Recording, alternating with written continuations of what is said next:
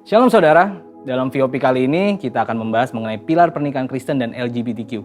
Dengan semakin maraknya isu-isu mengenai LGBTQ dan hal-hal yang terkait dengannya, gereja kita GBI Jalan Jenderal Gatot Subroto memandang perlu untuk memberikan panduan yang alkitabiah mengenai pernikahan. Di gereja kita, prinsip-prinsip alkitabiah mengenai pernikahan dikenal dengan nama 7 pilar pernikahan. Pilar pertama yang juga menjadi hukum pertama dalam pernikahan adalah pernikahan yang Allah tetapkan adalah antara seorang laki-laki dan seorang perempuan, di mana jenis kelamin laki-laki dan perempuan itu tetap sejak lahir. Kita bisa lihat bahwa prinsip ini menolak dosa homoseksual dan lesbian. Mengapa hal ini penting? Karena pada mulanya Allah menciptakan manusia laki-laki dan perempuan. Allah memberkati mereka dan memberi perintah untuk beranak cucu dan bertambah banyak memenuhi dan menaklukkan bumi. Kemudian dengan jelas Allah memberikan satu hukum bahwa seorang laki-laki akan meninggalkan ayahnya dan ibunya dan bersatu dengan istrinya, yang adalah satu orang perempuan sehingga keduanya menjadi satu daging. Jadi sesungguhnya pernikahan yang Allah ciptakan itu heteroseksual, yaitu antara satu orang laki-laki dan satu orang perempuan, bukan yang sesama jenis atau homoseksual. Perlu diingat juga bahwa ketika Allah menciptakan Adam sebagai seorang laki-laki dan Hawa sebagai seorang perempuan, Allah tidak bertanya pada siapapun. Allah menentukan gender seseorang dalam kedaulatannya dan tidak dapat diganggu-gugat oleh siapapun. Jadi jika seorang menolak gender yang Allah putuskan, hal itu seperti menolak Sang Pencipta, yaitu Allah sendiri. Bagaimana jika terjadi orientasi seksual yang berbeda dengan gender bawaan lahir? Hal tersebut sama dengan kondisi manusia berdosa yang cenderung untuk melakukan perbuatan-perbuatan yang melawan hukum Allah. Apakah seseorang dapat berkata, karena saya memiliki kecenderungan untuk melakukan perbuatan pelanggar hukum, jadi saya lakukan saja pelanggaran itu? Tentu tidak demikian. Orientasi yang keliru itu tidak dapat dijadikan alasan untuk melanggar hukum Allah, tetapi harus dikendalikan dan diarahkan kepada orientasi seksualnya yang benar, yaitu yang sesuai dengan gender bawaan lahirnya. Jadi ketika kelompok LGBTQ berusaha supaya keberadaan mereka dapat diterima secara legal di Indonesia, sekalipun banyak pandangan yang pro dan kontra, gereja perlu mengambil sikap yang sesuai dengan Alkitab.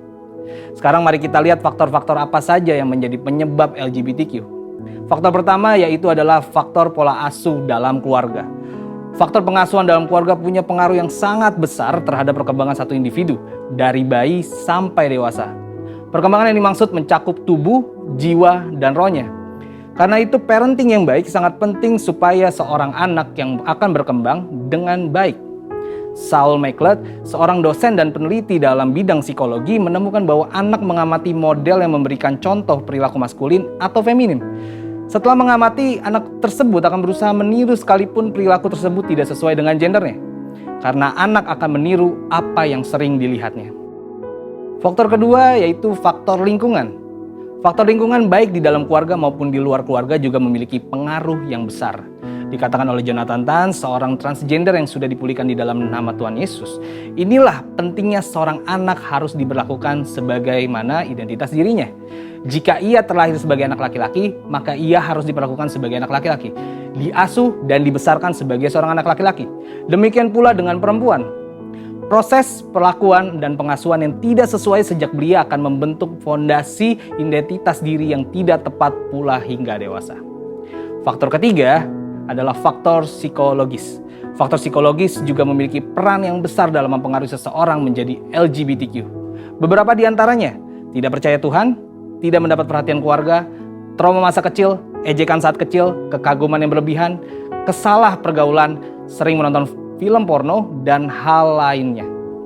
Johannes Verkil, profesor misi dan penginjilan dari Belanda yang juga adalah misionaris yang melayani di Indonesia, menjelaskan bagi orang-orang tertentu kecenderungan homoseksual itu adalah akibat dari suatu perkembangan psikis yang terganggu.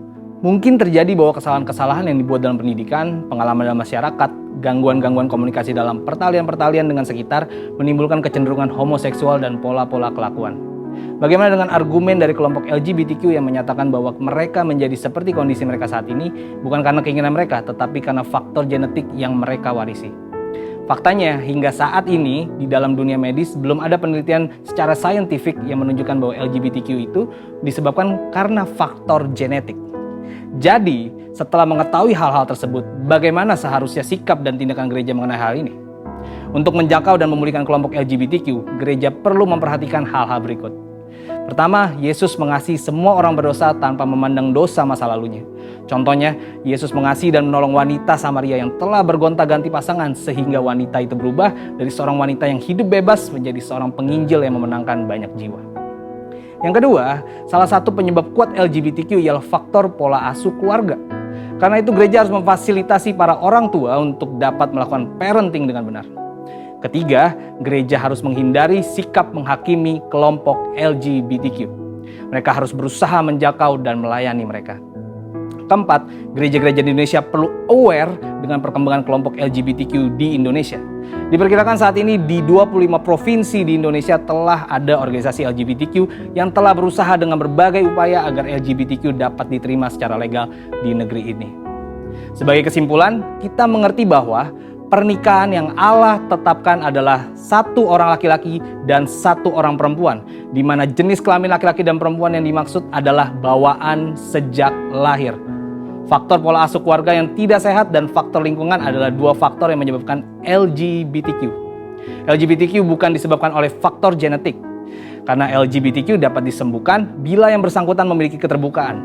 Dengan kasih Kristus, gereja dapat menjangkau dan memulihkan kaum LGBTQ. Saat ini kelompok LGBTQ telah berkembang di Indonesia.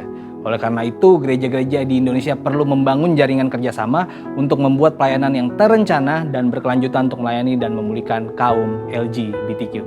Saudara, untuk penjelasan lebih lengkapnya dari tim teologi kami, silakan buka link yang ada di atas atau scan QR Code yang tersedia. Tuhan Yesus memberkati.